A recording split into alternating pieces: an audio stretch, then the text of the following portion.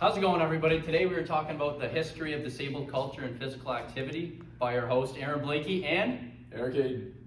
So first of all, we're going to start by taking it way back by what is eugenics, the playground movement, As well as white supremacy, the present recreation, R. Tate McKenzie, and physical activity in residential schools. First, we'll start by talking about eugenics. What is eugenics?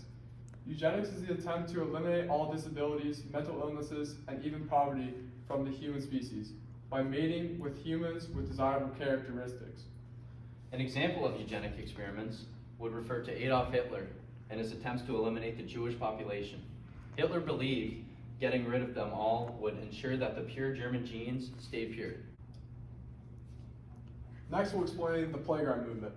This is a movement done in cities in Canada by creating playgrounds as a recreational environment for children so that they would have a safe place to go. Even though this seems like something that is a good thing for Canada, we have to realize that this was done to try and normalize children with disabilities who were different by social engineering. Play was positioned as a way to cure social degeneracy in children.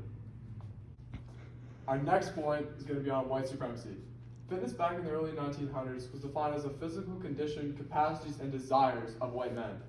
According to Francis Galton, who was a British science writer and amateur researcher, this idea of fitness directly excluded certain people, such as people with disability and people of color.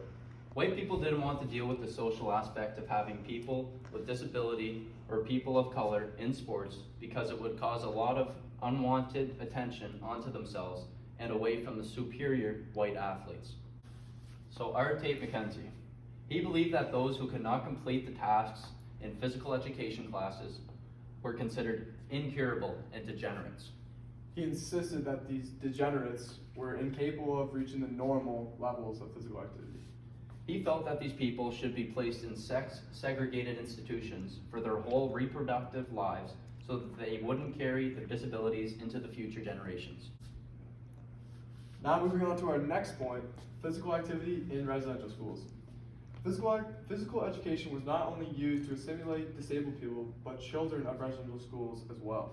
Indian Affairs officials and residential school administrators used calisthenics, military drills, and teaching of sports to instill discipline, respect for white authority.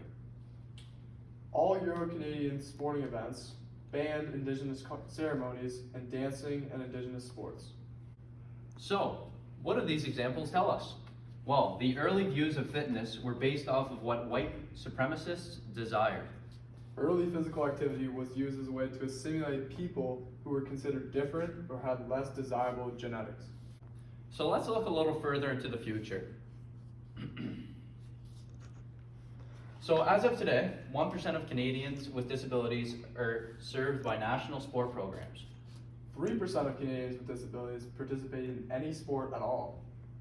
The first real Winter Paralympics Games occurred in 1967 and continue to take place every 4 years. Now let's talk about how Paralympics aren't as great as they're made out to be. Paralympics is divided into classification groups, which is not always accurate representation of those with disabilities. These groups are amputee, cerebral palsy, intellectual disability, wheelchair, vision impairment, and others. These categories still would include people across a broad spectrum, such as cerebral palsy, which affects everybody differently, some more severe than others. An immediate red flag that disability is misrepresented is that the symbol for accessibility is someone in a wheelchair, when only 2.5% of all disabled people are in a wheelchair. Other areas in sport which we need to improve in inclusiveness. As of today, Canadian universities do not provide support for para-athletes. Mark Keast of CBC Sports interviewed a para-athlete, Erica Gravel. Gravel claims in order to be a para-athlete to participate in university sport, athletes must go to the United States or over to the United Kingdom. There are no varsity opportunities for para-athletes to compete for their schools here in Canada, and para-athletes who are on the Team Canada do not have access to training or athletic supports like regular Team Canada athletes do. So how can we improve our inclusiveness? Continue the movement. Nothing about us without us. This movement means decisions about disabled sport need to be made by those who represent that population.